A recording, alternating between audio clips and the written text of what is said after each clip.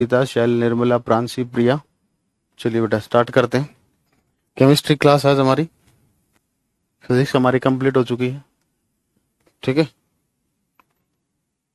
तो आज जो हम केमिस्ट्री में जो स्टार्ट करेंगे मेटल नॉन मेटल। बेटा अब आप ना ये एच टेस्ट वेस्ट टेस्ट को छोड़िए, अब क्लास पर ध्यान दीजिए। ठीक है ना। तो हमारा चैप्टर बेटा मेटल एंड नॉन मेटल।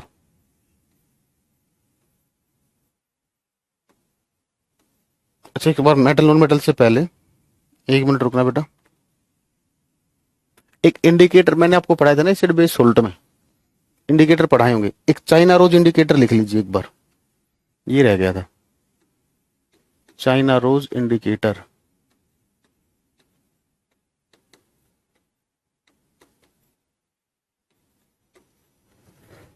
ठीक है ना, एक चाइना रोज इंडिकेटर रह गया था।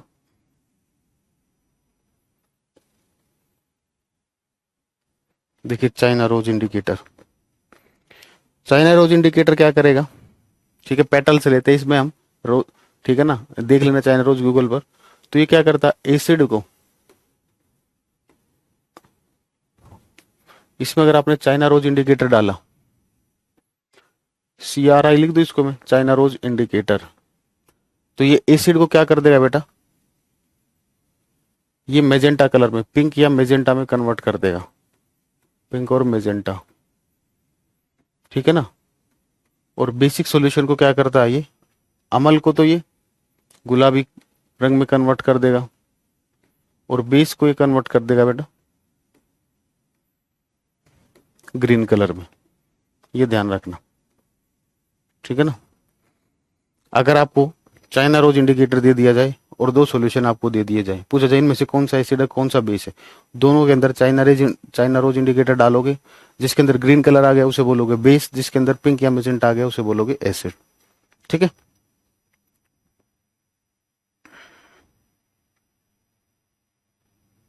गुड मॉर्निंग आरती, अर्चना, गीता, पारुल, नासिमा, नसीमा, प्रिया, गरिमा। बेटा आपका नेट स्लो है गरिमा, स्क्रीन क्लियर नहीं आ रही तो आपका नेट स्लो है, मेरा सब ठीक है यहाँ से। चलिए ठीक है।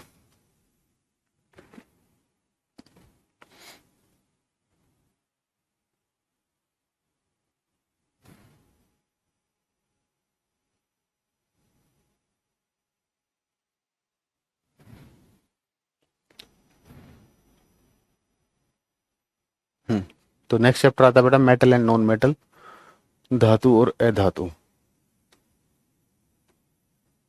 मेटल एंड नॉन मेटल,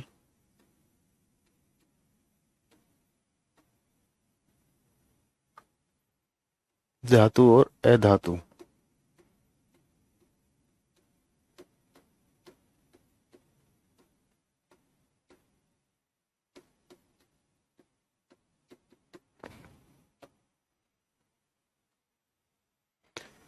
देखिए जो एलिमेंट होते हैं ना बेटा, तत्व, ये 3 तरीके के होते हैं। एलिमेंट जो होते हैं, तत्व जो होते हैं, ये 3 तरीके के होते हैं। एक को बोलते हैं मेटल, धातु। एक होते हैं हमारे नॉन मेटल, अधातु। और एक है हमारे मेटलॉइड, उपधातु।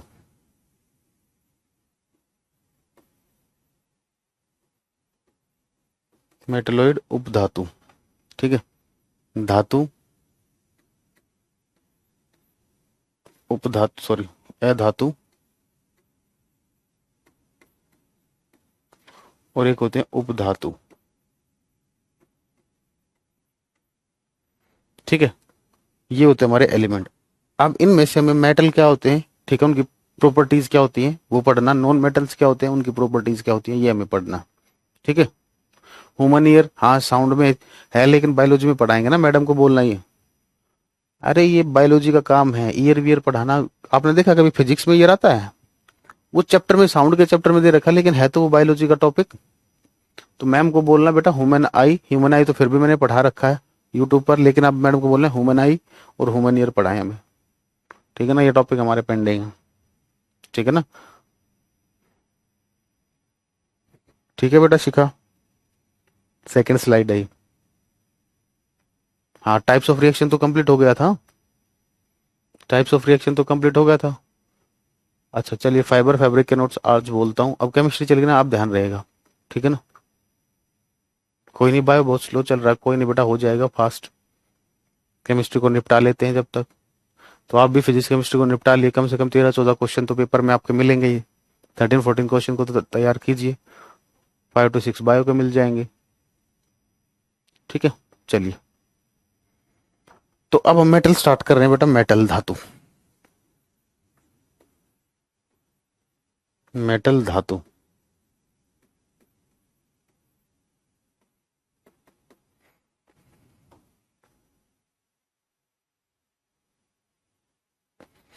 देखिए मेटल किसे बोलते हैं, ये मत बोलना सर धातु को, है ना।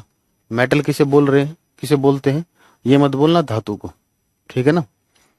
कि मेटल धातु, सर धातु मेटल, इसमें क्या है बेटा। मेटल वो सब्सटेंस होते हैं जो इलेक्ट्रॉन रिलीज करते हैं, ठीक है ना। मेटल वो सब्सटेंस होते हैं जो क्या करते हैं बेटा, इलेक्ट्रॉन छोड़ते हैं। ये मेटल है, इसने क्या किया बेटा, एक इलेक्ट्रॉन छोड़ दिया। जैसे इलेक्ट्रॉन छोड़ता है तो इसके ऊपर चार्ज आता है पॉजिटिव। तो मेटल वो सब्सटेंस होते हैं जो इलेक्ट्रॉन छोड़कर पॉजिटिव आयन बनाते हैं, ठीक है ना। हाँ, हम रिएक्टिविटी सीरीज पढ़ाई थी ना, उस रिएक्टिविटी सीरीज का यूज यहाँ भी करके दिखाएंगे आपको, ठीक है ना। चलिए, हम्म अब देखिए इसमें, तो जिस पर पॉजिटिव चार्ज होता है बेटा, इसको बोलते हैं हम कैटायन। कटा हुआ ना, देखो कटा हुआ है, तो काटने से कौन सा चार्ज बनता है, पॉजिटिव। तो ये हो गया आपका कैटायन। इस तरीके से आप याद रख सकते हो, कैटायन, धनायन, ठीक है। तो ये तो हो गई मेटल की डेफिनेशन। मेटल किसे बोलते हैं, वो सब्सटेंस जो इलेक्ट्रॉन रिलीज करते हैं और कैटायन बनाते हैं, ठीक है। हाँ, इतना जल्दी सेकंड स्लाइड, क्योंकि फर्स्ट स्लाइड छोटी सी थी, फर्स्ट स्लाइड छोटी सी थी, ये 2 लाइन थी, ठीक है। चलिए, अब बात करते हैं इनकी प्रॉपर्टीज की बेटा, फिजिकल प्रॉपर्टीज ऑफ मेटल। ये बड़े आसान सी हैं, इनसे क्वेश्चन डायरेक्ट आते हैं। फिजिकल प्रॉपर्टीज ऑफ मेटल्स, लिखिए धातुओं के भौतिक गुण धर्म। Physical properties of metal. कल ऐसा हो सकता है बेटा आपकी क्लास ना हो, कल और परसों 2 दिन, ठीक है। और अब आगे से शायद 4 डेज हुआ करेगी, ठीक है। फिजिकल प्रॉपर्टीज ऑफ मेटल, धातुओं के भौतिक गुण धर्म, धातुओं के भौतिक गुण धर्म, धातुओं के भौतिक गुण धर्म, धातुओं के भौतिक गुण धर्म, ठीक है। तो देखिए physical properties of metal,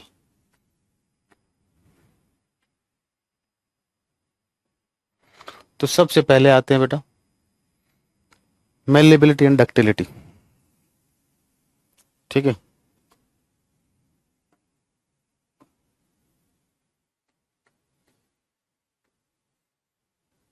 malleability, malleability लिखते हैं पहले, आघात वर्धता।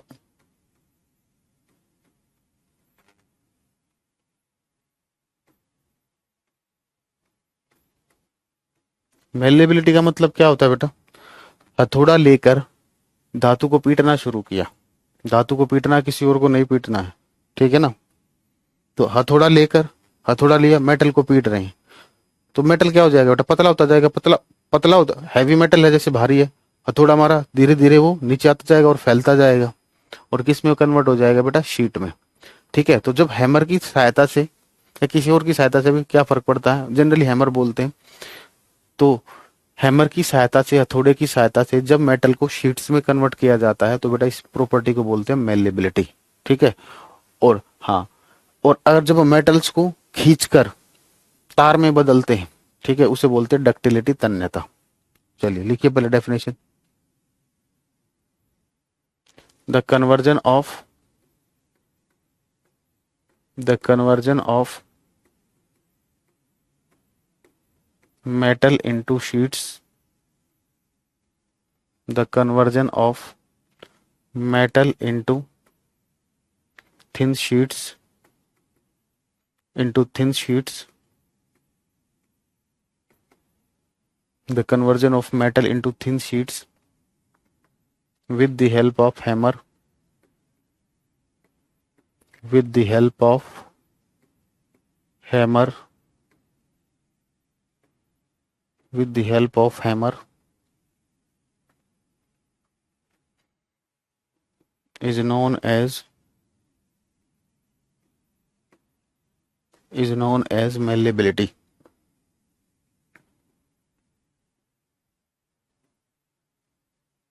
Is known as malleability. Hindi में लिखोगे बेटा, हथौड़े की सहायता से, हथौड़े की सहायता से, हाँ कार्बन डायमंड भी पढ़ाऊंगा, क्यों चिंता करते हो। मैंने कहा ना, देखो जितने टॉपिक आपको पढ़ाए मैंने कहा क्वेश्चन लगा के देखिए, क्वेश्चन लगा के देखिए आप, ठीक है। कभी ऐसा नहीं होगा कोई क्वेश्चन आपसे ना हो, लिखोगे। हथौड़े की सहायता से, हथौड़े की सहायता से धातुओं को, धातुओं को पतली परतों में बदलना, हथौड़े की सहायता से धातुओं को पतली परतों में बदलना आघातवर्ध्यता कहलाता है। आघातवर्ध्यता कहलाता है। आघातवर्ध्यता कहलाता है। लिखोगे metals are malleable in nature. धातुओं की प्रकृति, धातुओं की प्रति सॉरी धातुओं की प्रकृति आघातवर्धक होती है। धातुओं की प्रकृति आघातवर्धक होती है। धातुओं की प्रकृति आघातवर्धक होती है। धातुओं की प्रकृति आघातवर्धक होती है। ठीक है। नेक्स्ट आता है बेटा डक्टिलिटी। लिखिए, मैंने समझा दिया था। सेकंड लिखोगे डक्टिलिटी, तन्यता।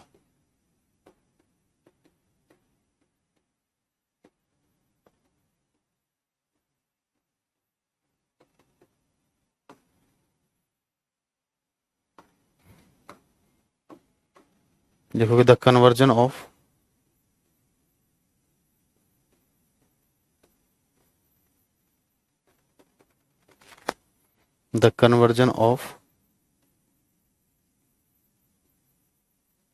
मेटल इनटू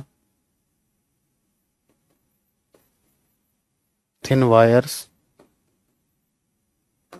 ये सिंपल वायर्स लिख लीजिए, into wires by stretching by stretching by stretching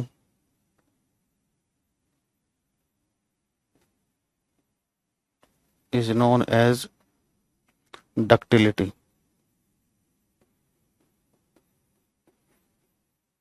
is known as ductility. धातुओं का तार में बदलना, थैंक यू बेटा मनीष। धातुओं को खींचकर तार में बदलना, धातुओं को खींचकर तार में बदलना, धातुओं को खींचकर तार में बदलना तन्यता कहलाता है। तन्यता कहलाता है। धातुओं को खींचकर तार में बदलना तन्यता कहलाता है। तन्यता कहलाता है। ठीक है। तो मेटल्स कैसे होते हैं बेटा? डक्टाइल होते हैं।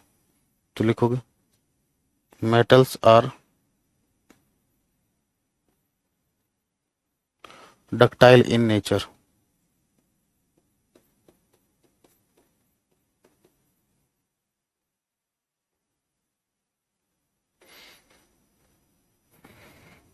लिखोगे धातुओं की प्रकृति तन्य होती है। धातुओं की प्रकृति तन्य होती है। धातुओं की प्रकृति तन्य होती है। सेकंड स्लाइड है बेटा, ये पहली स्लाइड थी। टाइम पर आया करो, डिस्टर्ब मत किया करो। धातुओं की प्रकृति तन्य होती है। धातुओं की प्रकृति तन्य होती है। चलिए नोट करके लिखोगे।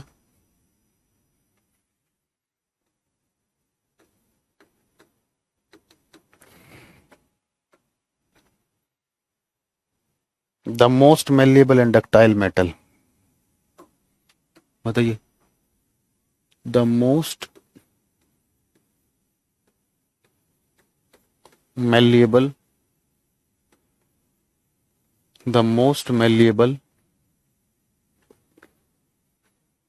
एंड डक्टाइल मेटल, सबसे अधिक आघातवर्धक, और तन्य धातु। अरे सुमित बेटा पेशेंस रखिए, सबसे अधिक में लेवल एलिमेंट कौन, अरे आ तो रहे हैं बेटा, मैं जो पढ़ाता हूँ ना, मेरी बात ध्यान से सुनिए, जितना आप सोच नहीं सकते उससे कहीं ज्यादा मैं पढ़ाता हूँ, ठीक है ना। मुझे पता है क्वेश्चन कहाँ से बनने हैं, क्या होना है, ठीक है ना। तो पेशेंस से पढ़िए थोड़ा। हाँ, अब जैसे अगर मैं ये नहीं लिखवाता, उसके बाद आप मुझसे पूछते थोड़ी देर, ऐसे कई बार आपको लगता है अच्छा आप नहीं लिखवाया तो इसका मतलब सर को नहीं बताएंगे, तो थोड़ी देर और पेशेंस रख लीजिए। सिल्वर नहीं बेटा, गोल्ड होता है, ठीक है ना। सबसे ज्यादा मेलेबल होता है गोल्ड, सेकंड नंबर पर आता है सिल्वर, ठीक है। थर्ड देखिए बेटा, इलेक्ट्रिकल कंडक्टिविटी।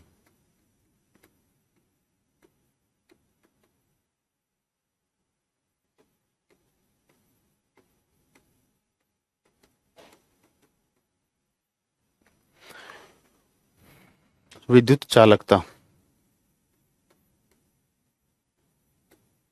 इलेक्ट्रिकल कंडक्टिविटी, विद्युत चालकता।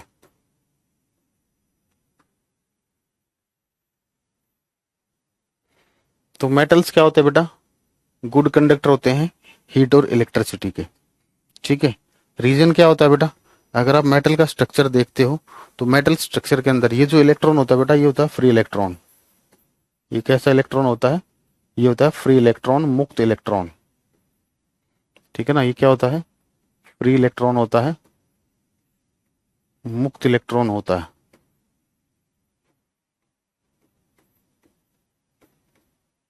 ठीक है। तो इस फ्री इलेक्ट्रॉन की वजह से मेटल क्या कहलाते हैं बेटा, कंडक्टर कहलाते हैं। क्या कहलाते हैं, कंडक्टर कहलाते हैं। तो लिखोगे first point, due to the presence of free electron, मुक्त इलेक्ट्रॉन होने के कारण, due to the presence of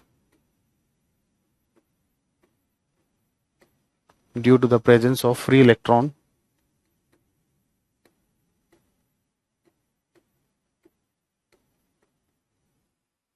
due to the presence of free electron, metals are good conductor of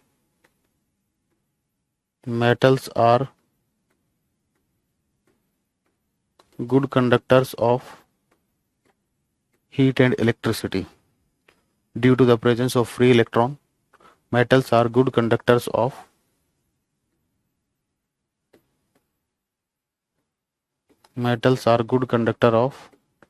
heat and electricity. मुक्त electron होने के कारण धातुएं विद्युत और ऊष्मा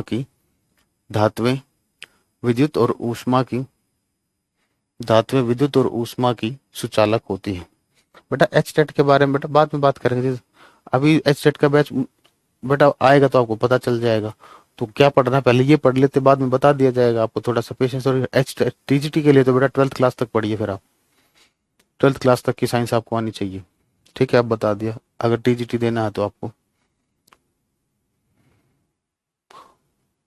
ठीक है। और मुझे 2 दिन का समय दीजिए, मैं आपको और एक्यूरेट डेटा बता सकूं, क्योंकि लेटेस्ट पेपर जो हुआ वो मैंने देखा नहीं है। लेटेस्ट पेपर को देखकर ये पता चल जाए क्या पता ट्रेंड चेंज हुआ है। लेकिन मुक्त इलेक्ट्रॉन होने के कारण धातुएं विद्युत और ऊष्मा की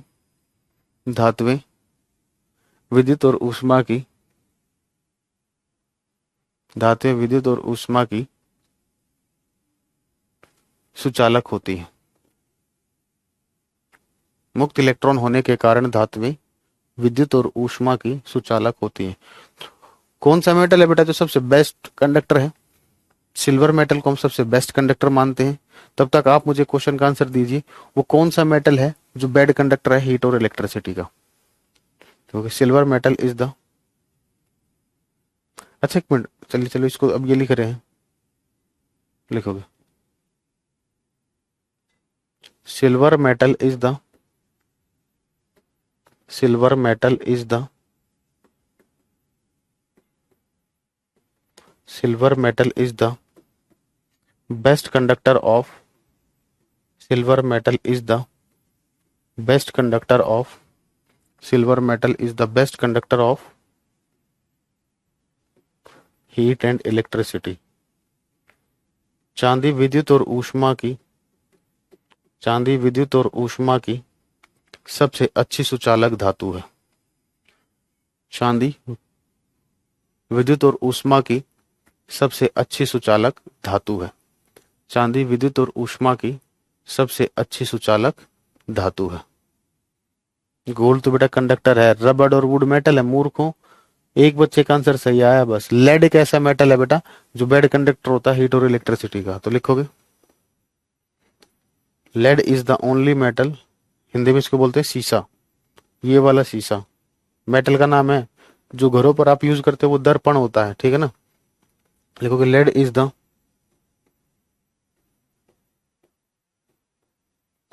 only metal, lead is the only metal which is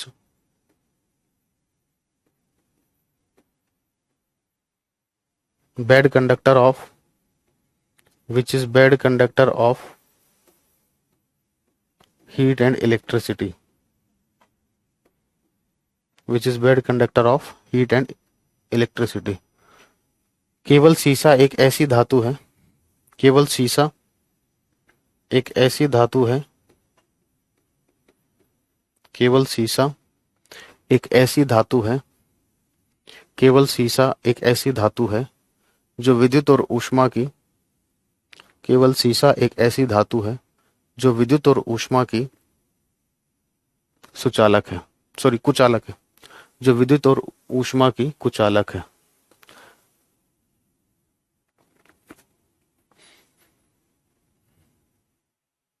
ठीक है, अब देखिए मैंने कहा कि मेटल्स जो होते हैं वो मेलेबल होते हैं, डक्टाइल होते हैं, लेकिन ये उनके लिए जो मेटल सॉलिड स्टेट में होते हैं। एक ऐसा मेटल है बेटा जो लिक्विड स्टेट में मिलता है, वो कौन सा है? मरकरी। तो मरकरी इसके एक्सेप्शन हो जाएगी, तो ब्रैकेट में अगर लिखना चाहो दोनों के एक्सेप्शन, एक्सेप्ट मरकरी लिख सकते हो, एक्सेप्ट मरकरी। और भी बता दूं इसके साथ और क्या आएगा, ठीक है ना।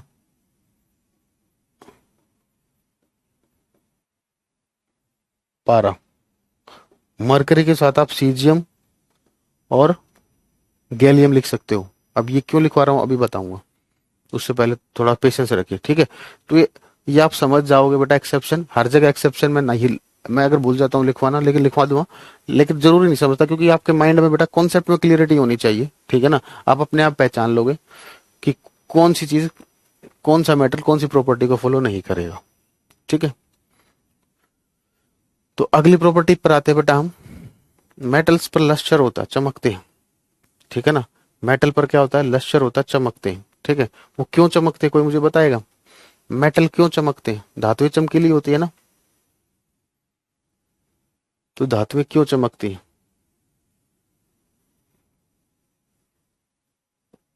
तो फोर्थ यहीं पर देखोगे। देखिए मेटल का स्ट्रक्चर देखा अभी आप लोगों ने, अभी मैंने बताया मेटल के बारे में, ठीक है। मेटल के अंदर क्या होंगे बेटा? कैटायंस होंगे,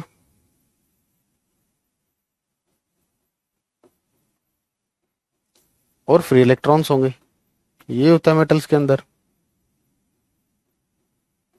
ठीक है। चलिए अब एक बात बताओ, मेटल अंधेरे में चमकता है, हाँ, दोनों में मरकरी होगा। मेटल, मरकरी को जो लिक्विड, बेटा लिक्विड का तार कैसे बनाओगे, ठीक है। तो मेटल कोई भी चीज चमकती है तो उसके लिए लाइट चाहिए ना, रेडियम को छोड़कर, ठीक है। रेडियम को काउंट नहीं करना है, ठीक है ना। तो कोई भी चीज अंधेरे में तो चमकती नहीं, उसके लिए लाइट चाहिए, ठीक है। देखिए तो जैसे हमने इस मेटल पर लाइट डाली, प्रकाश डाला, फिजिक्स भी पढ़ चुके हैं हम, ये इलेक्ट्रॉन क्या कराएंगे बेटा, इसका रिफ्लेक्शन करा देंगे। क्या करा देंगे, रिफ्लेक्शन करा देंगे। तो मेटल के पास एक प्रॉपर्टी होती है बेटा रिफ्लेक्शन की, परावर्तन की, जिसकी वजह से वो चमकते हैं। जैसे आपने देखा वो क्रीम लगाते हैं, क्रीम लगाते हैं जब भी चमकते हो ना, है ना। हाँ ये लगवा तो कुछ लोगों पर असर नहीं दिखाती, लेकिन चमकते तो वो भी हैं। तो क्रीम करती क्या बेसिकली बेटा, रिफ्लेक्शन कराती है।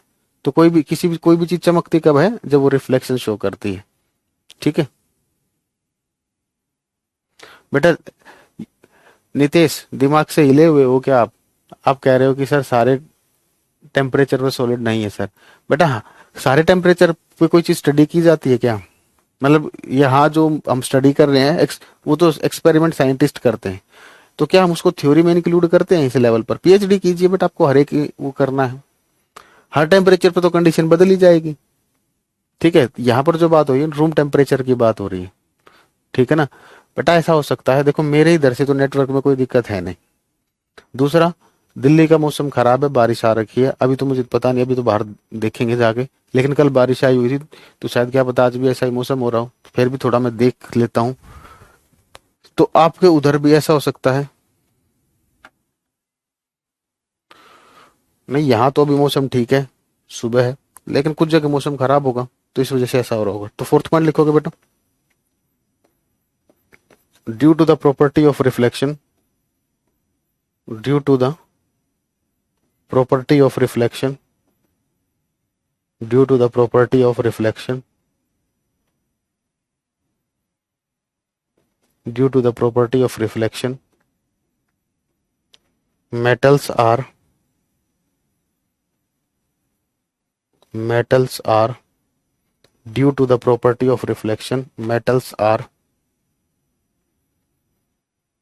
अरे एक minute, metals have luster, due to the property of reflection metals have luster। परावर्तन के गुण के कारण, परावर्तन के गुण के कारण धातुएं चमकीली होती हैं। परावर्तन के गुण के कारण धातुएं चमकीली होती हैं। बेटा ग्रेफाइट जो होता है वो नॉन मेटल है और वो गुड कंडक्टर होता है। ठीक है, परावर्तन के गुण के कारण धातुएं चमकीली होती हैं। परावर्तन के गुण के कारण धातुएं चमकीली होती हैं। फिफ्थ देखिए, रूम टेम्परेचर की बात हो रही है बेटा। रूम टेम्परेचर पर तो जनरली हम बोलते हैं मेटल्स किस स्टेट में मिलते हैं बेटा, सॉलिड स्टेट में मिलते हैं। लेकिन एक ऐसा मेटल है बेटा जो लिक्विड स्टेट में मिलता है, कोई बताएगा कौन सा मेटल है। देखोगे, मेटल्स आर फाउंड इन, धातुएं ठोस अवस्था में मिलती हैं। ये ऐसे हेडिंग, इसको हम हेडिंग डालकर लिखते हैं। ठीक है ना, ये हेडिंग्स, क्योंकि इसमें 2-3 पॉइंट लिखने हैं मुझे, इसको हेडिंग डालकर लिखते हैं। फिफ्थ में हेडिंग डालोगे फिजिकल स्टेट, भौतिक अवस्था,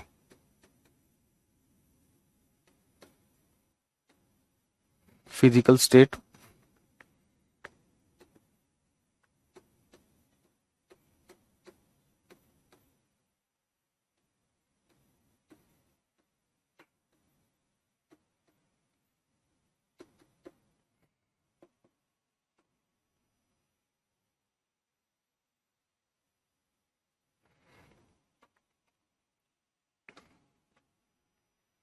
देखिए फिजिकल स्टेट्स में लिखोगे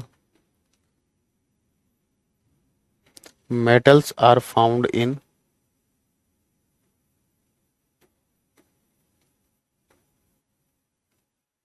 metals are found in solid state, metals are found in solid state, धातुएं ठोस अवस्था में मिलती हैं, धातुएं ठोस अवस्था में मिलती हैं। ठीक है, तो लिखोगे next, mercury is the only metal, केवल पारा एक ऐसी धातु है, mercury is the, mercury is the only metal, mercury is the only metal which is found in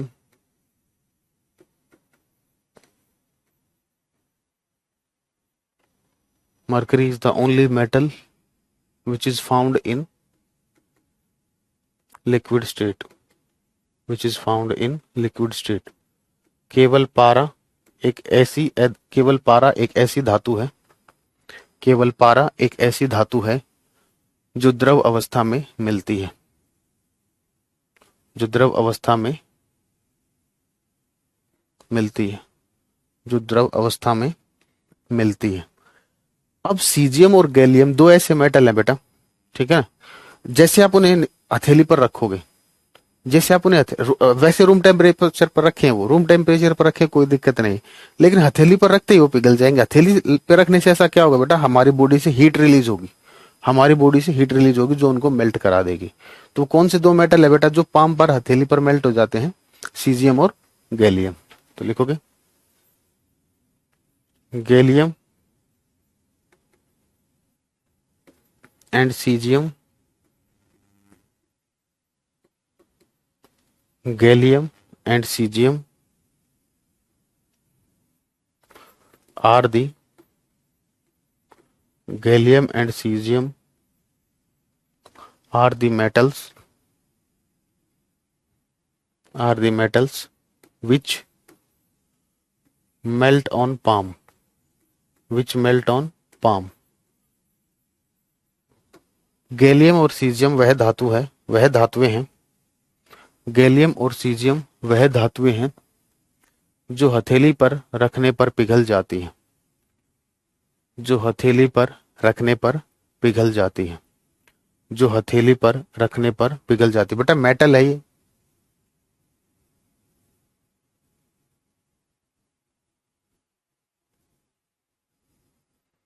जो हथेली पर रखने पर पिघल जाती है।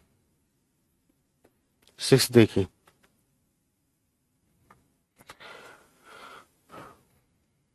हार्डनेस ऐसे लिख लेते, मेटल जो होते हैं बेटा हार्ड होते हैं। मेटल कैसे होते हैं, सॉलिड है तो कैसे होंगे, हार्ड होंगे, कठोर होंगे। लेकिन कुछ ऐसे मेटल्स में जो सॉफ्ट होते हैं, जल्दी से उनका नाम बताइए, वो इतने सॉफ्ट होते हैं कि उन्हें नाइफ से कट कर सकते हैं। तो लिखोगे metals are hard in nature, धातुएं। अब इसमें एक्सेप्शन में देखिए, एक तो मरकरी आ जाएगा, तो लेकिन ये जो मैं पॉइंट डिफाइन कर रहा हूं बेटा, ये सॉलिड के लिए डिफाइन कर रहा हूं। तो जो सॉलिड मेटल्स लिख सकते हो, solid metals are hard in nature, ऐसे लिख लीजिए, metals are hard in nature. धातुओं की प्रकृति कठोर होती है, धातुओं की प्रकृति कठोर होती है, but sodium and potassium, sodium ऐसे लिखिए, lithium sodium potassium, but lithium sodium, but lithium sodium and potassium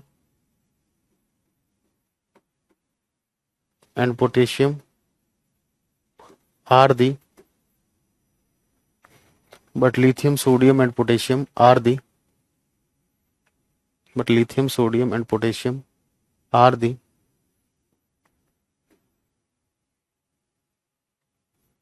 soft metals, are the soft metals which can be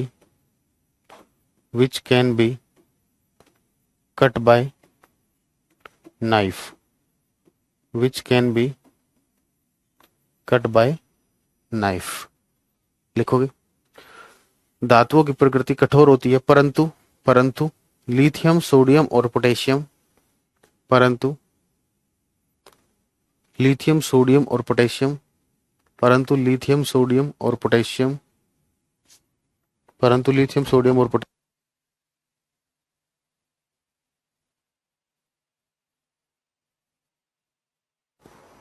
परंतु लिथियम सोडियम पोटेशियम वह मृदु धातुएं हैं, वह मृदु धातुएं हैं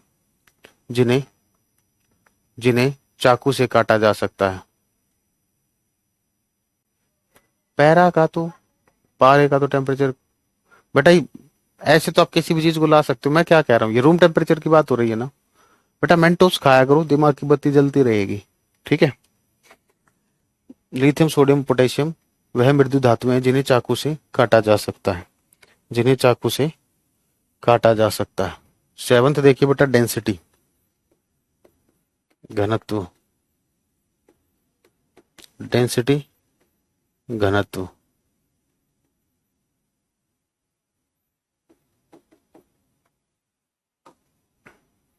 मेटल की डेंसिटी बेटा हाई होती है। अब मुझे एक बात बताइए, सबसे ज्यादा डेंसिटी कौन से मेटल की होती है? देखोगे, मेटल्स हैव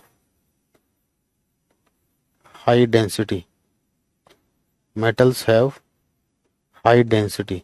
धातुओं का घनत्व अधिक होता है, धातुओं का घनत्व अधिक होता है।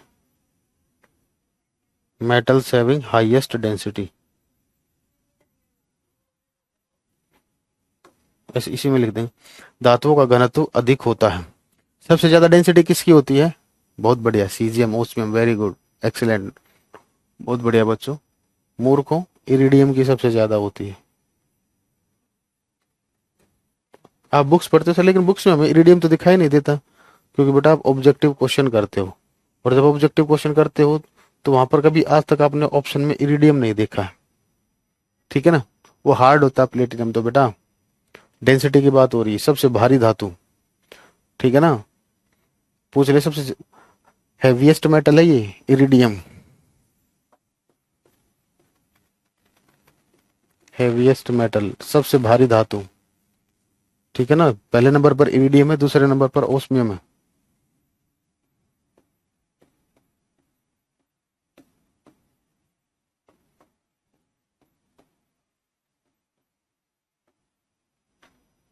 ठीक है,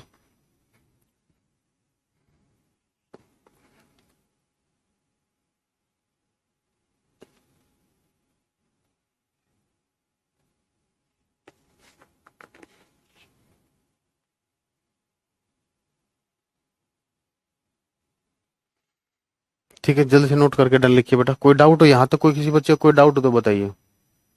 यहाँ तक किसी, एक मिनट में किसी बच्चे को कोई डाउट हो तो बताइए।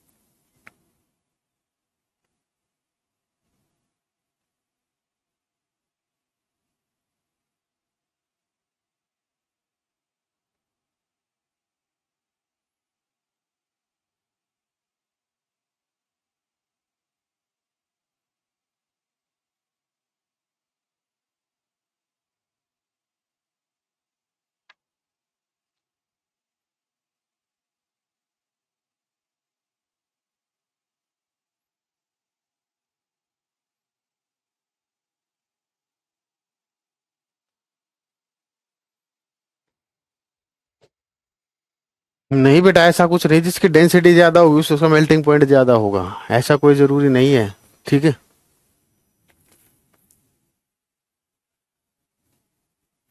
बेटा ये याद रखना, ये फैक्ट है, डेंसिटी कैसे सबसे अधिक हुई मेटल्स की। हम आपको बता देता हूँ वैसे कैसे हुई। पीरियोडिक टेबल आता है आप लोगों को? पीरियोडिक टेबल आता है? मेटल्स कहाँ होते हैं? लेफ्ट में प्रेजेंट होते हैं, और नॉन मेटल्स राइट में होते हैं। तो लेफ्ट टू राइट जाते हैं तो बेटा साइज घटता है, तो मेटल का साइज ज्यादा होता है। और डेंसिटी क्या होती है बेटा? Mass by volume. साइज घटेगा तो डेंसिटी बढ़ेगी, ठीक है। चलिए, नेक्स्ट प्रॉपर्टी बेटा, melting and boiling point. Metals का जो मेल्टिंग और बॉइलिंग पॉइंट होता है बेटा वो हाई होता है। ये एक एक लाइन इंपॉर्टेंट है, क्वेश्चन में रीड, क्वेश्चन पढ़ोगे ना तो पेपर में क्वेश्चन आएंगे, तो एक एक चीज इंपॉर्टेंट है जो लिखवा रहा हूँ। तो मेटल्स का बेटा हाई होता है, तो चार ऑप्शन दे देगा, आपसे पूछ लेगा इनमें से किसका मेल्टिंग पॉइंट ज्यादा होगा। तो आप पहले तो ये पहचानिए उनमें से मेटल कौन सा, नॉन मेटल कौन सा है, क्योंकि नॉन मेटल्स का लो होता है, ठीक है ना। एक ही ऑप्शन ऐसा मिलेगा मेटल्स का, बाकी सारे नॉन मेटल्स मिलेंगे। इस तरीके से क्वेश्चन भी आएंगे। मेल्टिंग एंड बॉइलिंग पॉइंट,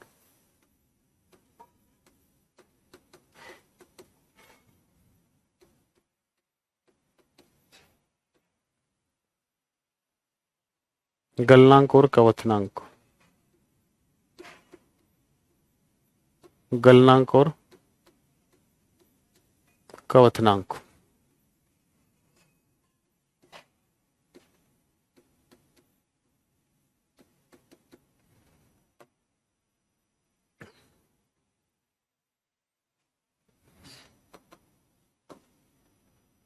लिखोगे मेटल्स हैव,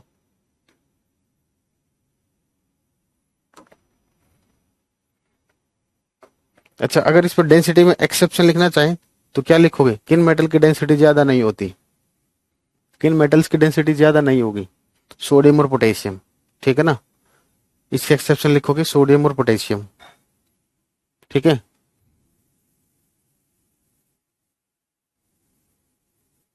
बेटा अगर इरिडियम ऑप्शन में आ गया बेटा साक्षी तो इरिडियम ही लगाना है, अगर इरिडियम ऑप्शन में नहीं आया तब आप आंसर ओस्मियम लगाओगे, ठीक है ना।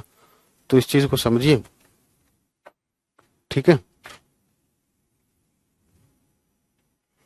हाँ इसकी एक्सेप्शन क्या है बेटा, सोडियम पोटेशियम, लिखना चाहो तो लिख सकते हो। तो सोडियम पोटेशियम तो बहुत जगह एक्सेप्शन में आएगी, समझ जाओगे। किन मेटल्स की लो डेंसिटी होती है, सोडियम पोटेशियम,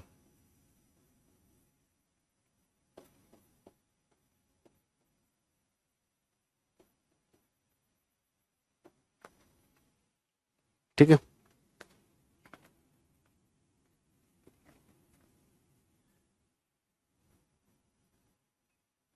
सख्त बताइए, क्या सख्त बताएं। मुरारी मुरली बेटा, क्या नाम था, मुरारी मुरली, फिर शुरू हो गए। इरिडियम, ये साकेत बतिया सर, ये क्या लिखते हो आप। इरिडियम, इरिडियम मेटल है, अभी लगता है अभी उठ के आए हो है ना, अभी आए हो, पता चल रहा है। लिखोगे metals have, metals have high value of, metals have high value of melting and boiling point, metals have high value of melting and boiling point. लिखोगे धातुओं का क्वथनांक और गलनांक, धातुओं का क्वथनांक और गलनांक बहुत अधिक होता है, धातुओं का क्वथनांक और गलनांक बहुत अधिक होता है, ठीक है। सबसे ज्यादा किसका होता है बेटा, टंगस्टन का, tungsten,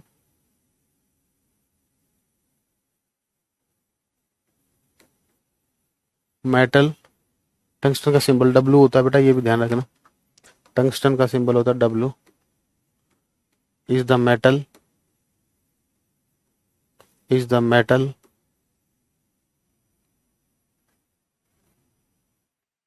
having highest value of melting point, having highest value of,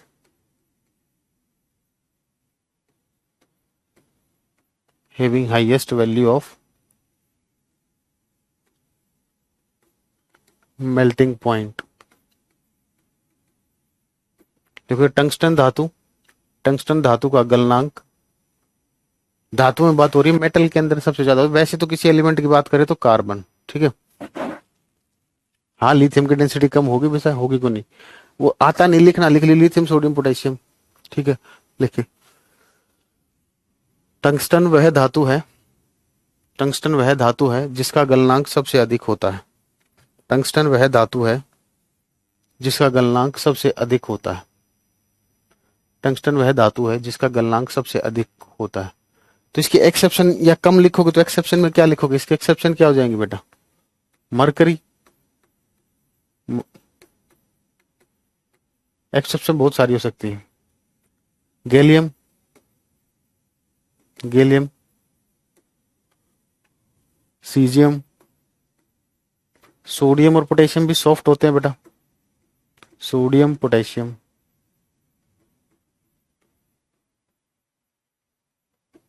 ठीक है। तो ये कुछ इंपॉर्टेंट इंपॉर्टेंट प्रॉपर्टीज है बेटा, ठीक है ना। अब केमिकल प्रॉपर्टीज स्टार्ट करते हैं, फिजिकल प्रॉपर्टी में किसी को कोई भी डाउट हो तो पूछिए,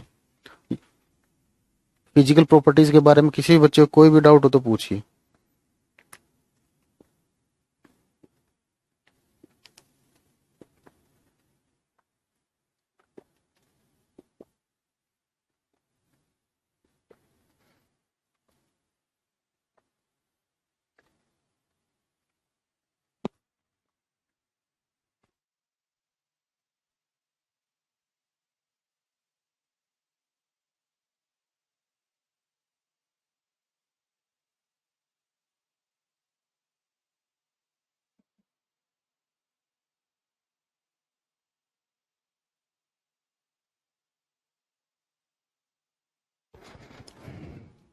हाँ, सोनोरस बता देता हूँ बेटा। सोनोरस क्या होता है सुनिए।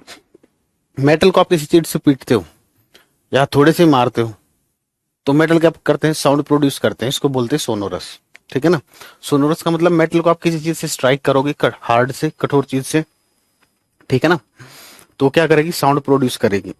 क्या करेगी, साउंड प्रोड्यूस करेगी। ठीक है बेटा, इसके बारे में प्रीति आपके सिलेबस में कोई डेटा नहीं है, ठीक है ना। चलिए,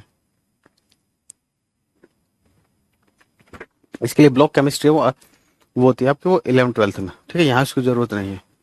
मैं लिखवाता हूँ सोनोरस के बारे में।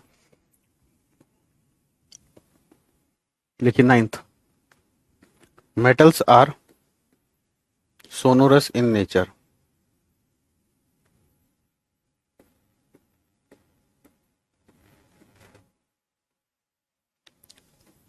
लिखोगे, देखो हिंदी में यहाँ लिख रहा हूँ।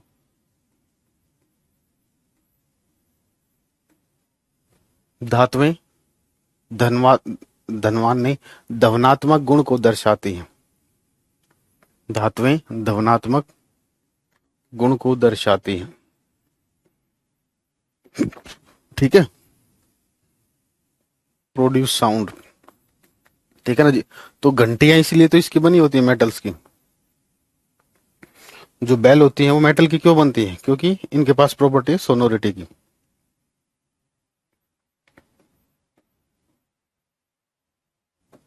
ठीक है, एक मिनट।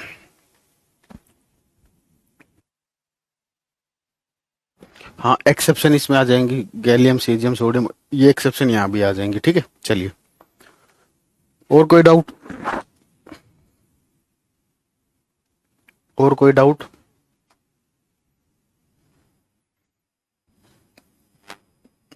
तो केमिकल प्रॉपर्टी स्टार्ट करें मेटल की।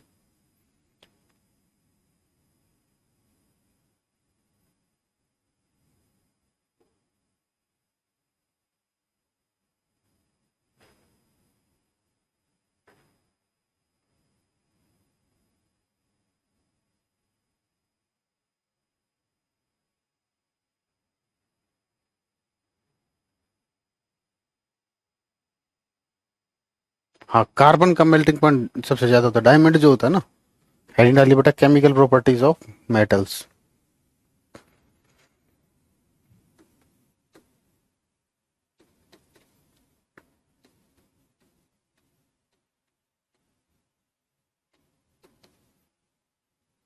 Chemical properties of metals.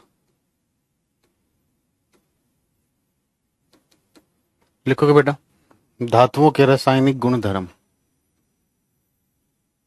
धातुओं के रासायनिक गुणधर्म। धातुओं के रासायनिक गुणधर्म। फर्स्ट है बेटा, reaction with air. Reaction with air. तो जो एयर में बेसिकली हम ऑक्सीजन की बात करेंगे, ऑक्सीजन के साथ इनके रिएक्शन क्या होगी।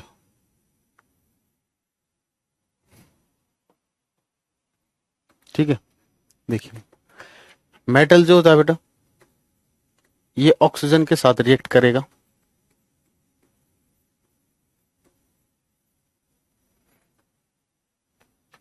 रिएक्ट करके जो सब्सटेंस बनाएगा बेटा, उसको बोलते हैं मेटल ऑक्साइड। धातु प्लस ऑक्सीजन, धात्विक ऑक्साइड। ठीक है, अब ये जो मेटल ऑक्साइड बनेगा बेटा, ये जो धात्विक ऑक्साइड बनेगा,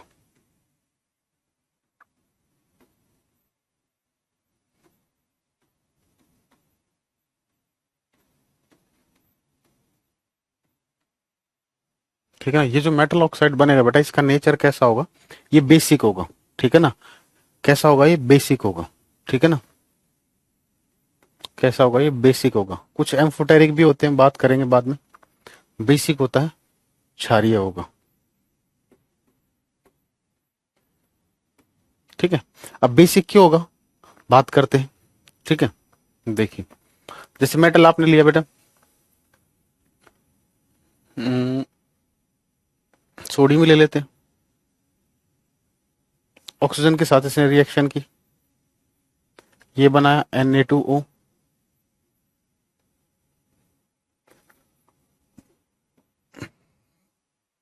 ठीक है, अब आपने क्या किया, इसको वाटर में डाला, तो जैसे आपने इसको वाटर में डाला इसने बना दिया बेस। क्या बना दिया, बेस। एसिड बेस सॉल्ट करा चुका हूं, ये क्या है बेटा, एक बेस है, क्षार है। ठीक है, तो मेटल के ऑक्साइड को अगर हम वाटर में डालते हैं बेटा, ये मेटल, ये ऑक्सीजन, ये मेटल ऑक्साइड, ये वाटर, ठीक है ना। मेटल के ऑक्साइड को अगर हम वाटर में डालते हैं तो वो बेस प्रोड्यूस करता है, इसलिए हम बोलते हैं मेटल के जो ऑक्साइड्स होते हैं वो कैसे होते हैं बेटा, बेसिक होते हैं। ठीक है, तो पहले इस चीज को लिखवा देता हूं, लिखोगे the oxides of metal, the oxides of metal, the oxides of metal are basic, oxides of metals are basic in nature,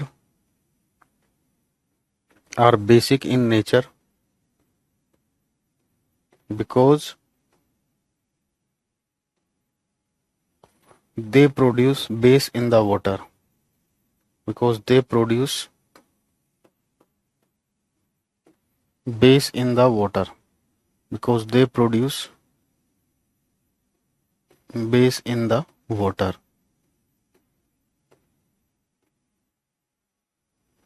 ठीक है, हिंदी में लिखो बेटा, धातुओं के ऑक्साइड की प्रकृति, धातुओं के ऑक्साइड की प्रकृति क्षारीय होती है, धातुओं के ऑक्साइड की प्रकृति क्षारीय होती है, क्योंकि ये जल में क्षार उत्पन्न करते हैं, क्योंकि ये जल में क्षार उत्पन्न करते हैं। हाँ जी साक्षी जी, क्योंकि ये जल में क्षार उत्पन्न करते हैं, क्योंकि ये जल में क्षार उत्पन्न करते हैं।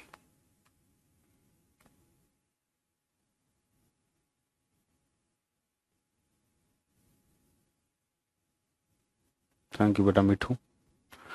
ठीक है, इतना नोट कर चुके हो, इतना नोट कर चुके हो, डन लिखे, फिर अभी इसमें और आगे बात करते हैं।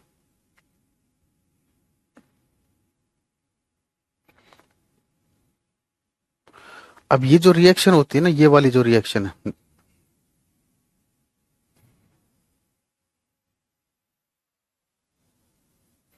ये हाईली एक्सोथर्मिक होती है, मतलब इससे बहुत ज्यादा हीट निकलती है बेटा, हाईली एक्सोथर्मिक होती है।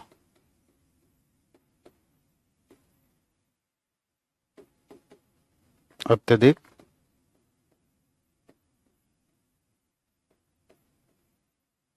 ऊष्माक्षेपी मीन्स बहुत ज्यादा हीट निकलती है। इस हीट के निकलने से क्या होता है, ये इतनी हीट निकलती है कि ये सोडियम, थोड़ी देर बाद आप देखोगे सोडियम जो वो अपने आप जलना शुरू कर देता है। जो सोडियम होगा वो क्या करेगा, अपने आप जलना शुरू कर देगा। क्यों, क्योंकि ये रिएक्शन हाईली एक्सोथर्मिक है। एक्सोथर्मिक का मतलब वो होता है बेटा जिसमें हीट रिलीज होती है। ठीक है, तो एक्सोथर्मिक अगर लिखना है आपको, ऊष्माक्षेपी, इसका मतलब होता है रिलीज ऑफ हीट, इसमें ऊष्मा निकलती है या ऊष्मा का निकलना।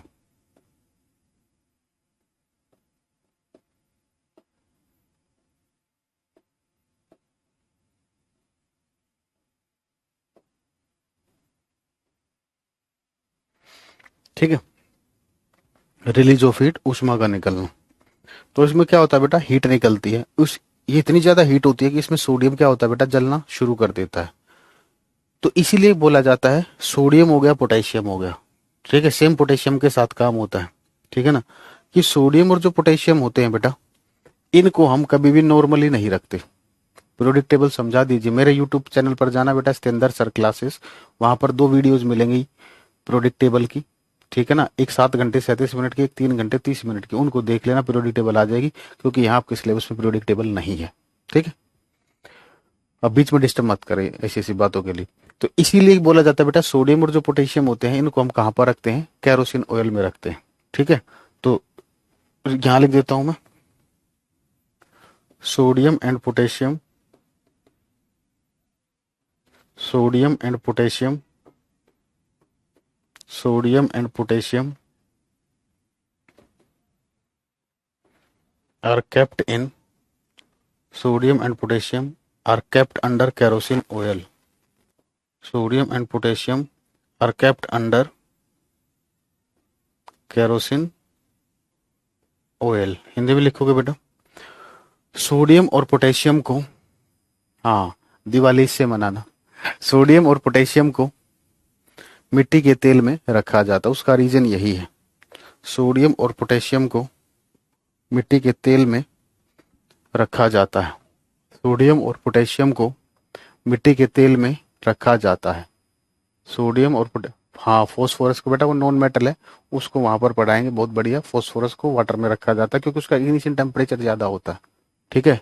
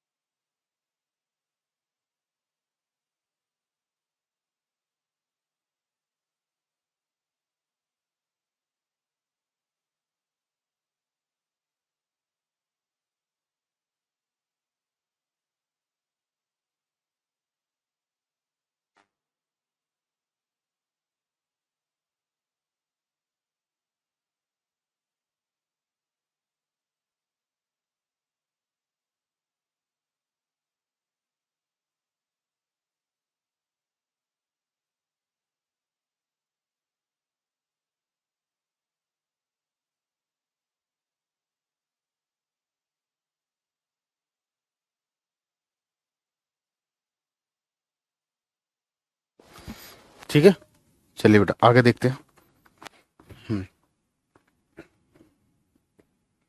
अब मैग्नीशियम जो होता है बेटा,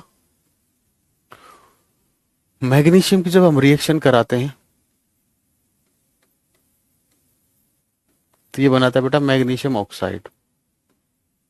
अब इसमें एक बात ध्यान रखना, ये व्हाइट फ्लेम प्रोड्यूस करता है बेटा, तो इसको बोलते हैं, इसको ज्यादा देर के लिए देखना नहीं चाहिए, ये इतनी व्हाइट होती है। ठीक है। अब यहीं पर एक नोट करके एक पॉइंट मैं आपको बता रहा हूं, एक होते हैं एम्फोटेरिक ऑक्साइड।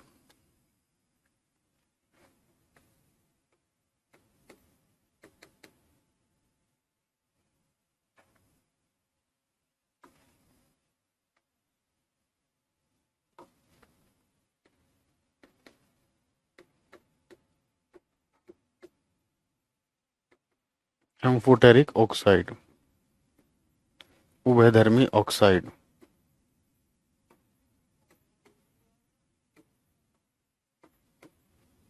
एम्फोटेरिक ऑक्साइड, उभयधर्मी ऑक्साइड।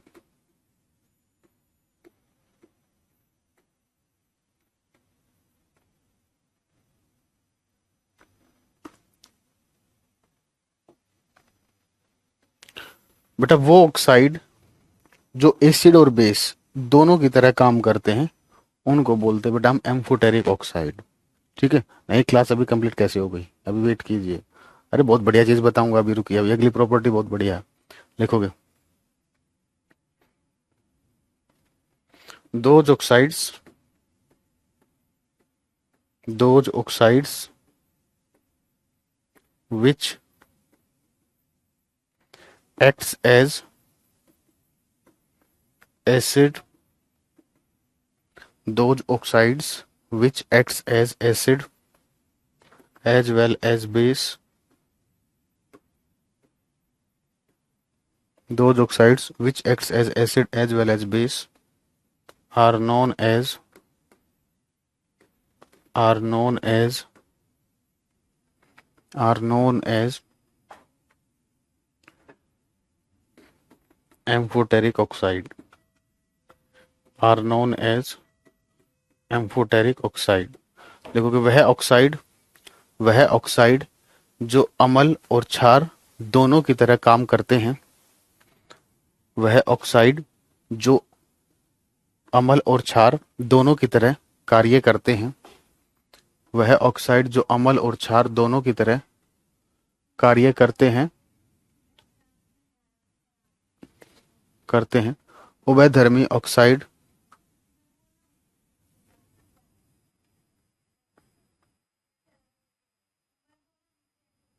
उभयधर्मी ऑक्साइड कहलाते हैं। तो दो मेटल है बेटा जो एम्फोटेरिक ऑक्साइड बनाते हैं, तो लिखोगे एल्यूमिनियम एंड जिंक। एग्जाम्पल में aluminium and zinc, aluminium and zinc are the metals,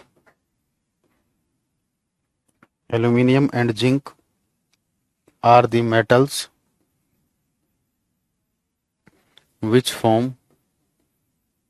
which form aluminum and zinc are the metals which form amphoteric oxide, which form amphoteric oxide। Aluminium और zinc वह धातुएं हैं, aluminium और जस्ता, aluminium और जस्ता वह धातुएं हैं जो उभयधर्मी ऑक्साइड बनाती है। बेटा मैग्नीशियम नहीं है, मैग्नीशियम नहीं है, मैग्नीशियम एम्फोटेरिक ऑक्साइड नहीं बनाता। एल्यूमिनियम और जस्ता वह धातुएं हैं जो उभयधर्मी ऑक्साइड बनाती है, जो उभयधर्मी ऑक्साइड बनाती है। Al2O3 एल्यूमिनियम का एग्जाम्पल। ऐसे तो और भी मेटल्स हैं बेटा, लेकिन वो आपके सिलेबस में नहीं है, आपके सिलेबस में तो ये भी नहीं है, लेकिन मैंने बता दिया फिर भी, क्योंकि थोड़ा बहुत आगे भी पढ़ना चाहिए। जल्दी देखिए बेटा, अब बड़ी इंटरेस्टिंग प्रॉपर्टी आएगी।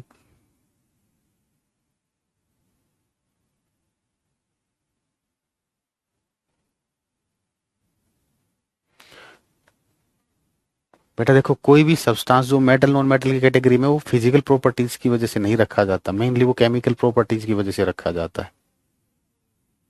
ये वाला पेपर में पूछा है आपसे, चलिए अच्छी बात है।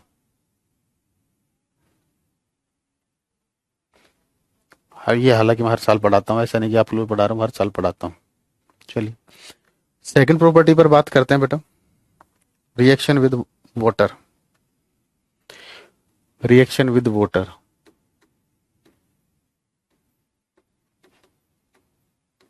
जल या भाप के साथ अभिक्रिया, या रिएक्शन विद वाटर ये लिख लीजिए आप, रिएक्शन विद वाटर जल के साथ अभिक्रिया। देखिए बेटा, मेटल है,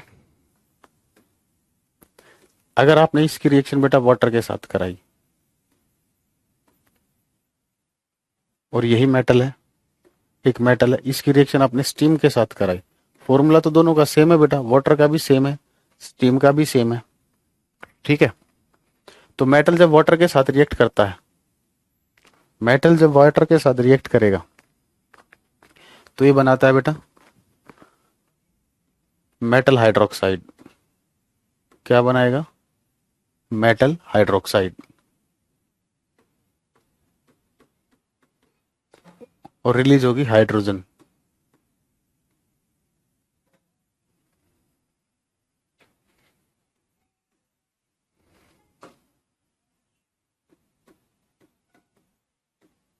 अरे यार क्या हो रहा है, हाइड्रोजन।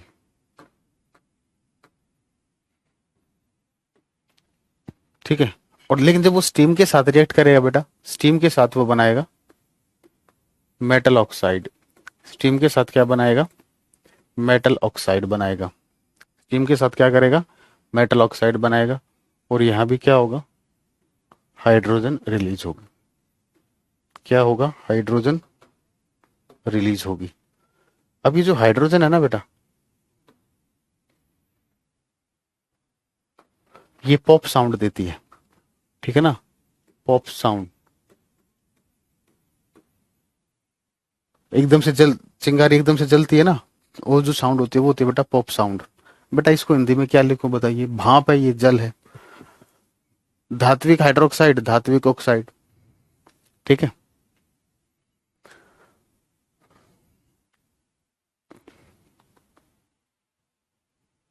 बेटा भारतीय वो सब सिलेबस में नहीं है, रिएक्शन वगैरह, वो वाली रिएक्शन बता देता हूं वैसे मैं, ठीक है ना। सोडियम एल्यूमिनेट बनेगा, ठीक है। कब बनेगा? अगर देखो आप HCl के साथ कराओगे तो क्या बनेगा, Al2Cl6, ठीक है, या AlCl3 लिख सकते हो उसे। और जब बेस के साथ कराओगे, NaOH के साथ कराओगे तो सोडियम एल्यूमिनेट बनेगा। अरे स्टीम का नहीं पता, वाह बेटा वाह, कैसे शिक्षक बनोगे, कैसे शिक्षक बनोगे आप। ठीक है, जैसे एग्जांपल देखते हैं, मेटल की रिएक्शन, मेटल हमने लिया कैल्शियम, वाटर के साथ इसकी रिएक्शन कराई तो क्या बनेगा, ये कैल्शियम हाइड्रोक्साइड बनेगा। या और सिंपल देखिए, सोडियम है, सोडियम की रिएक्शन वाटर के साथ कराई तो ये बनाएगा NaOH। बैलेंस नहीं कर रहा हूं, बैलेंस अपने आप कर लेना, रिलीज होगा हाइड्रोजन। ठीक है, स्टीम, ये था वाटर, ये है स्टीम, इसकी तो कुछ जरूरत ही नहीं, स्टीम के साथ ही ये तो, जैसे स्टीम के साथ का एग्जांपल देता हूं मैं, एल्यूमिनियम है बेटा, इसकी रिएक्शन कराई स्टीम के साथ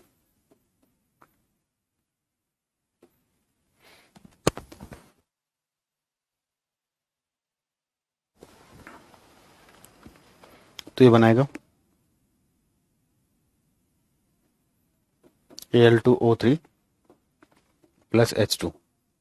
ठीक है, अब रिएक्टिविटी सीरीज में देखिए, रिएक्टिविटी सीरीज, अब आपको ये पता होना चाहिए बेटा, देखिए पॉप साउंड बेटा, देखिए जब भी कोई गैस निकलती है, अगर किसी रिएक्शन में, सुनिए, अगर किसी रिएक्शन में हाइड्रोजन गैस निकल रही है, ये रिएक्शन आपने एक टेस्ट ट्यूब में कराई, ठीक है, टेस्ट ट्यूब में कराई, तो हाइड्रोजन गैस जब टेस्ट ट्यूब से बाहर निकलेगी, आप क्या कीजिए, मैच स्टिक उसके पास ले जाइए, मैच स्टिक आप उसके पास लेके चले जाइए, वो जलना शुरू कर देगी। और जलती तो वो कैसे जलती, एकदम कुछ इस तरीके की साउंड आती है, इसको बोलते हैं पॉप साउंड, सिंपल। ठीक है ना, टेस्ट ट्यूब के पास आप माचिस की तिल्ली को लेके जाओगे, वो जलेगी, वो सात्विक साउंड प्रोड्यूस करेगी, उसे पॉप साउंड कहते हैं, सिंपल। तो ये जो पॉप साउंड प्रोड्यूस जो करती है, ये सिर्फ हाइड्रोजन ही करती है। ठीक है ना, पॉप साउंड क्या कौन प्रोड्यूस करती है, सिर्फ हाइड्रोजन ही करती है, ध्यान रखना। ठीक है, चलिए अब देखिए, ये जो वाटर है बेटा, ये जो वाटर है, ये कोल्ड वाटर भी हो सकता है, हॉट वाटर भी हो सकता है, ध्यान से सुनना, आप थोड़ा सा डिटेल लेके जा रहा हूं आपको। ये जो वाटर है बेटा, ये कोल्ड वाटर भी हो सकता है, हॉट वाटर भी हो सकता है। तो आपको ये पता होना चाहिए बेटा, कौन से मेटल हैं जो कोल्ड वाटर के साथ रिएक्ट करेंगे, कौन से मेटल हैं जो हॉट वाटर के साथ रिएक्ट करेंगे, कौन से मेटल हैं जो स्टीम के साथ रिएक्ट करेंगे। ठीक है, तो ये कहानी पता चलेगी रिएक्टिविटी सीरीज में। तो रिएक्टिविटी सीरीज लिखते हैं बेटा,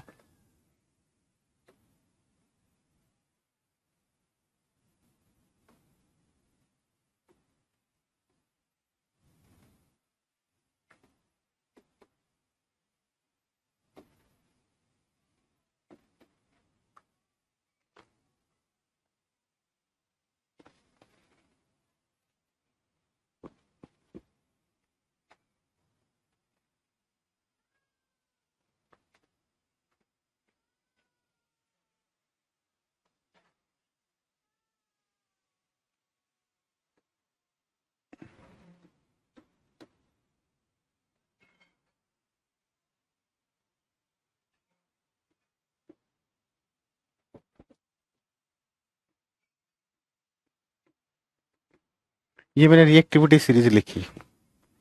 ठीक है बेटा, ये मैंने लिखी रिएक्टिविटी सीरीज।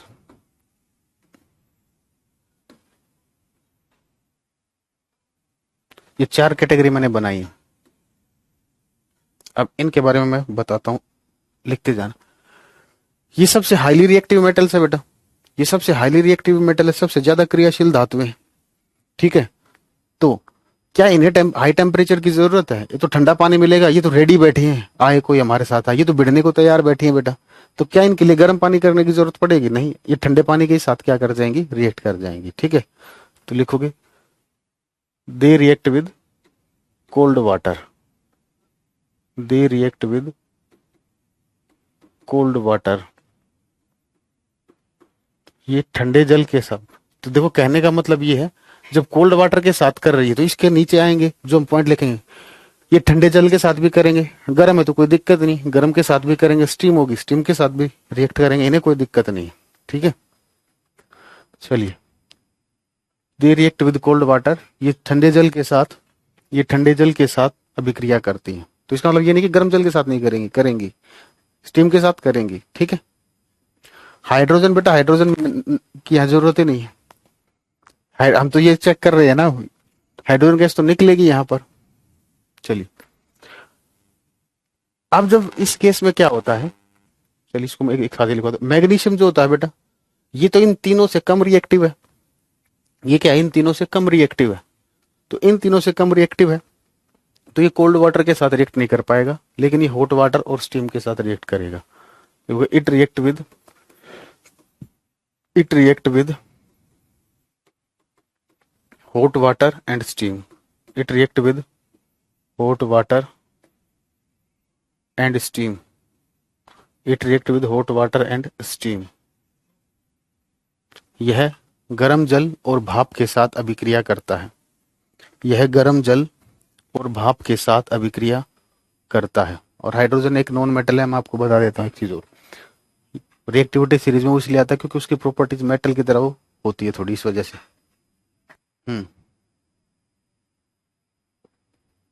आगे आओ बेटा, प्रशांत है ना, आए है नहीं कौन है, आगे आओ। चलिए ठीक है। अब बच गए ये ना तो कोल्ड वाटर के साथ करते हैं, ना हॉट वाटर के साथ करते हैं, ये स्टीम के साथ करते हैं। ठीक है। इट डज नॉट, इसमें लिखना चाहो तो लिख सकते हो, ये कोल्ड वाटर के साथ रिएक्शन नहीं करेंगे। मैं लिख देता हूं ऐसे, कोल्ड वाटर के साथ क्रॉस लगा देता हूं, कोल्ड वाटर के साथ इनकी कोई रिएक्शन नहीं होगी। ठीक है, यही चीज मैं यहां पर लिख देता हूं, ये ज्यादा अच्छा तरीका लगा मुझे। कोल्ड वाटर के साथ नो रिएक्शन, ठंडे जल के साथ नो रिएक्शन, हॉट वाटर के साथ नो रिएक्शन, हाँ स्टीम के साथ रिएक्शन होगी। ये ना तो कोल्ड वाटर के साथ करेंगे, ना हॉट वाटर के साथ करेंगे, ना स्टीम के साथ करेंगे। ये क्वेश्चन बनते हैं कोल्ड वाटर के साथ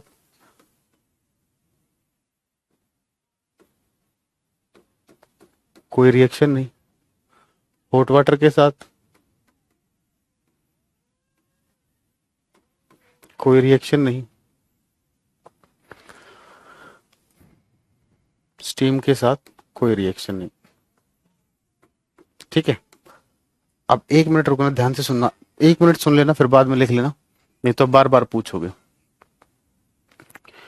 बेटा यहां पर ये जो कैल्शियम और मैग्नीशियम है, कैल्शियम तो कोल्ड वाटर के साथ भी रिएक्ट करेगा, हॉट वाटर के साथ भी, लेकिन ये हॉट वाटर के साथ। तो वाटर के साथ जब ये रिएक्ट करेंगे तो यहां पर क्या होगी, हाइड्रोजन गैस प्रोड्यूस होगी। तो उस हाइड्रोजन गैस के प्रोड्यूस होने से होगा क्या, देखिए यहां पर हमने रिएक्शन कराई, वाटर ले लिया बेटा मैं, ठीक है, इसके अंदर वाटर था।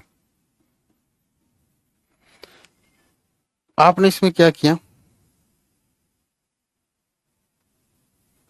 कैल्शियम डाला और मैग्नीशियम डाला, तो इनकी वाटर के साथ रिएक्शन हुई, रिएक्शन से हाइड्रोजन गैस प्रोड्यूस हुई। अब वो हाइड्रोजन गैस क्या करती है बेटा, नीचे से इसके ऊपर फोर्स लगाएगी। हाइड्रोजन क्या करेगी, नीचे से फोर्स लगाएगी।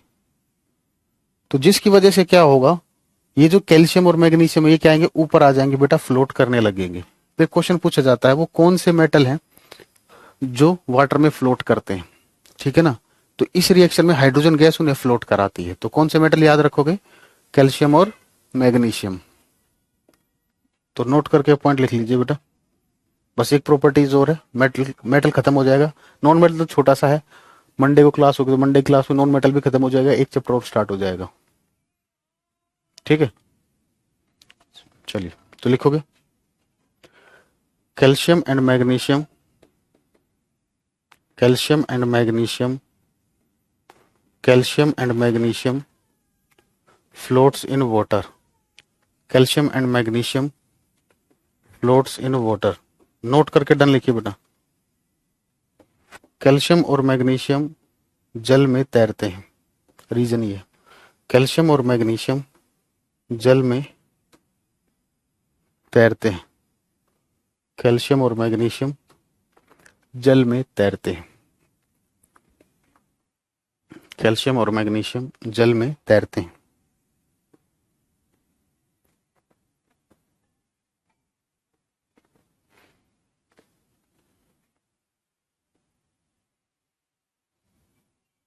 मजा आ गया होगा ना आज की क्लास में? नहीं बेटा करेंगे, अरे ये तो सबके साथ करेंगे, ये तो तैयार बैठे कोई भी आओ सबके साथ भिड़ेंगे, ठीक है ना। कोल्ड देखो, जो कोल्ड वाटर के साथ करा वो तो हॉट वाटर और स्टीम के साथ करेगा ही करेगा। लिखना चाहो तो लिख लीजिए यहाँ पर, हॉट वाटर के साथ भी करेंगे, स्टीम के साथ भी करेंगे। हाँ बेटा वो मैं पढ़ाऊंगा, रस्टिंग ऑफ आयरन पढ़ाऊंगा, चिंता ना करें, ठीक है ना। कल की क्लास में ही पढ़ाऊंगा रस्टिंग ऑफ आयरन, बेफिक्र रहे, मतलब आने वाली क्लास में उसी में मैं आपको रस्टिंग ऑफ आयरन पढ़ाऊंगा। चलिए तीसरी प्रॉपर्टी में पढ़ा चुका हूं, हेडिंग डाल देता हूं, रिएक्शन विद एसिड्स। एसिड में कराया था मैंने आपको, डिटेल में कराई थी ये वाली भी, reaction with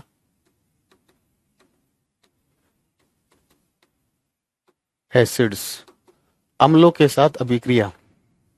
reaction with acids, अम्लों के साथ अभिक्रिया। रिएक्शन विद एसिड्स, अम्लों के साथ अभिक्रिया। रिएक्शन विद एसिड्स, अम्लों के साथ अभिक्रिया। देखिए मेटल जो थे बेटा एसिड्स के साथ रिएक्ट करते थे, ठीक है, मेटल सॉल्ट बनाते थे, मेटल सॉल्ट बनाते थे और हाइड्रोजन गैस रिलीज होती थी, ठीक है। लेकिन मैंने आपको एक चीज बताई थी, वो कौन से मेटल है बेटा जो एसिड के साथ रिएक्ट करके हाइड्रोजन गैस नहीं देते, एक्सेप्ट छापा लिखवाया होगा, एक्सेप्ट छापा, ये जो अभी लिखा था, ठीक है। ये वो मेटल्स हैं। रिएक्टिविटी सीरीज में मैंने आपको अच्छे से एक्सप्लेन किया था, रिएक्टिविटी सीरीज में जो मेटल हाइड्रोजन से नीचे आता है, जैसे ये मेटल है, ये चार, एक प्लेटिनम और जोड़ दिया मैंने, ये रिएक्टिविटी सीरीज में ये मेटल हाइड्रोजन से नीचे आते हैं तो ये हाइड्रोजन गैस नहीं देते, ये सब मैंने पढ़ाया था। तो अगर इनमें से कोई मेटल आया वो एसिड के साथ रिएक्ट करके हाइड्रोजन गैस नहीं देगा।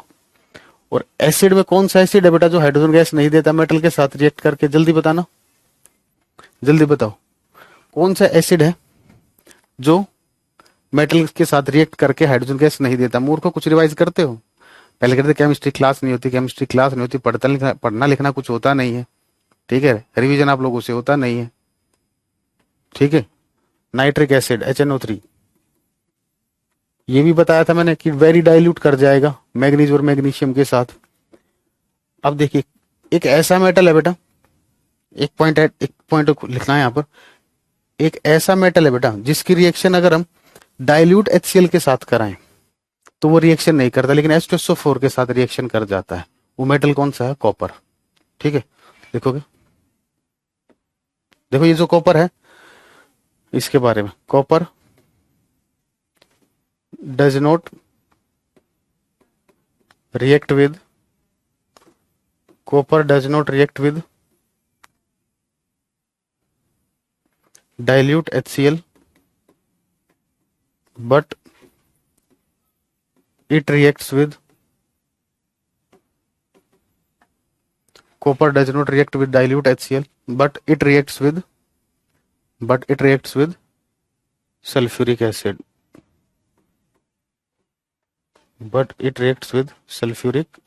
H2SO4, ठीक है बेटा। तो रस्टिंग ऑफ आयरन अगली क्लास में स्टार्ट करेंगे, फिर नॉन मेटल पढ़ेंगे, फिर ये चैप्टर कंप्लीट हो जाएगा, अगली क्लास में चैप्टर कंप्लीट हो जाएगा, ठीक है। तो कैसी रही क्लास?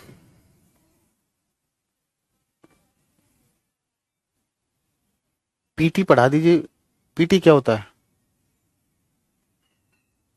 हाँ और नोट्स अपने आप बनाने बेटा, मैं नहीं लिख रहा, मैं टीचर होकर लिख रहा हूँ, आप क्या करोगे फिर? बेटा एक दो पब्लिकेशन की आती है, बेस्ट पब्लिकेशन क्या बताए, वही आती है, वही लेनी पड़ती है। फास्ट थी, कोई नहीं बेटा, फास्ट थी तो आपको स्पीड में आना पड़ेगा, ठीक है। लेकिन इतनी चीजें बताई आपको। अरे बेटा नितिन पीरियोडिक टेबल मैं नहीं बताऊंगा बेटा, यूट्यूब पर है डाल रखी वीडियो, वहां से देख लीजिए आपके सिलेबस में, नहीं तो मैं क्यों पढ़ाऊंगा उसको। यस बेटा प्रेमशिला,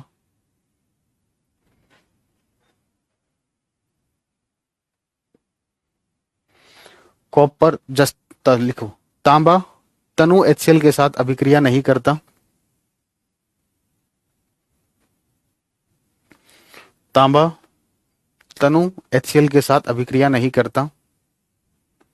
तांबा तनु HCl के साथ अभिक्रिया नहीं करता, परंतु परंतु सल्फ्यूरिक अम्ल के साथ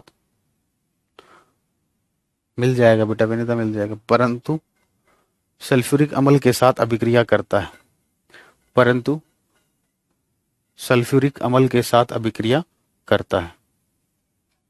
बेटा अभी साइंस स्पेशल एस्टेट के लिए होगा या नहीं होगा, अभी 1-2 दिन रुकिए बेटा, ठीक है, मैं 1-2 दिन में बताऊंगा। क्योंकि बेटा हरियाणा का जो दूसरी बात, अगर वो TGT का एग्जाम हो तो बेटा बिल्कुल वो काम नहीं आने वाला, मतलब थोड़ा बहुत हेल्प हो जाएगी लेकिन क्लियर उससे क्लियर नहीं हो पाएगा। बेटा मेरा नाम डालोगे ना, मेरा SATENDER, सतेंद्र सर क्लासेस, ठीक है, दिखाएंगे ज्योति जी, दिखाएंगे, अभी थोड़ा बड़ी तो होने दो उसको, ठीक है, वो सोती रहती है, रात को जगती है, रात को परेशान करती है हमारा, ठीक है। चलिए मेरे नाम से मिलेंगे, ठीक है, ओके बच्चों, आज के लिए इतना ही, ठीक है, मिलते हैं। अब शायद कल चेक कर लेना, कल नहीं होगी मेरे हिसाब से तो नहीं होगी, हाँ मंडे को होगी अब क्लास, मंडे को होगी, ट्यूसडे को होगी, वेडनेसडे थर्सडे को नहीं होगी, ठीक है, मुझे पहले पता चल जाता है, ठीक है बेटा, मैं हर एग्जाम की केमिस्ट्री पढ़ाता हूँ, ठीक है, बेफिक्र है। ओके बच्चों, thank you, bye, take care. हाँ हाइड्रोजन नॉन मेटल।